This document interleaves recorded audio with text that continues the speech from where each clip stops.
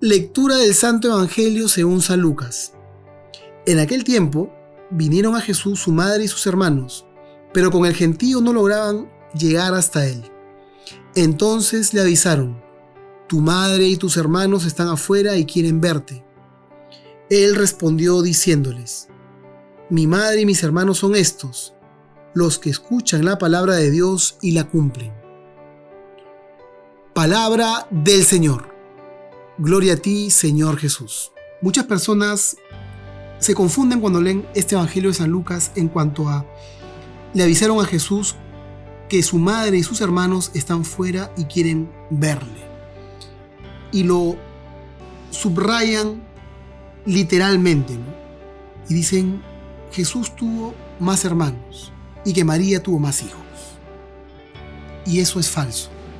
Por la sencilla razón que la Biblia no solamente se lee literalmente, sino hay muchos sentidos en la Biblia. Se puede interpretar de muchas maneras.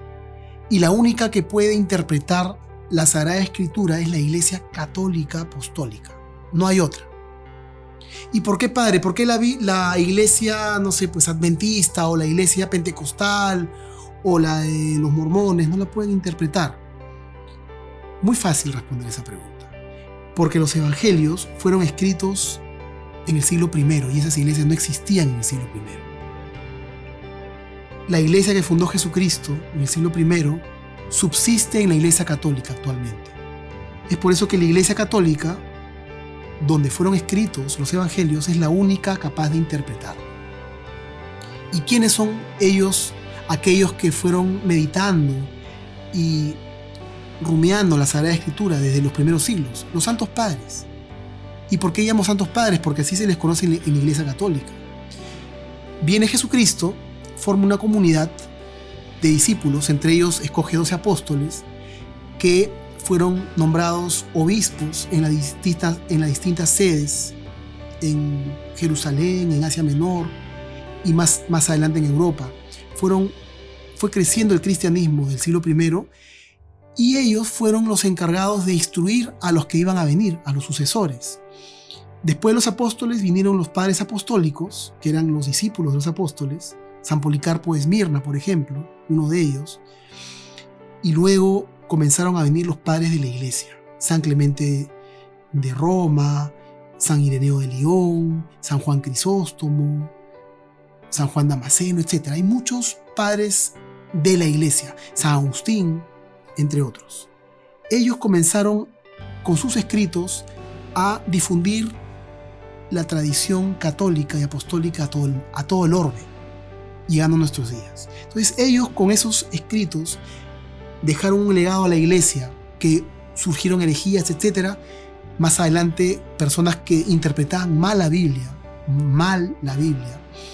y la iglesia, con los concilios, fueron rebatiendo a todos esos detractores y herejes.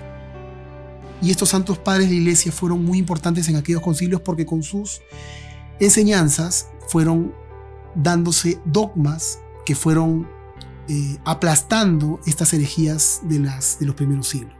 Y a lo largo de la historia de la iglesia, en 21 siglos de iglesia, la iglesia ha rebatido a muchísimos detractores. Entonces, estos pasajes de la Biblia, que son controversiales, la iglesia ya le ha puesto una explicación para esto. En primer lugar, Jesucristo no tuvo más hermanos. La Virgen María no tuvo más hijos. Se habla de los hermanos porque en esa época era común llamarle hermanos a los parientes.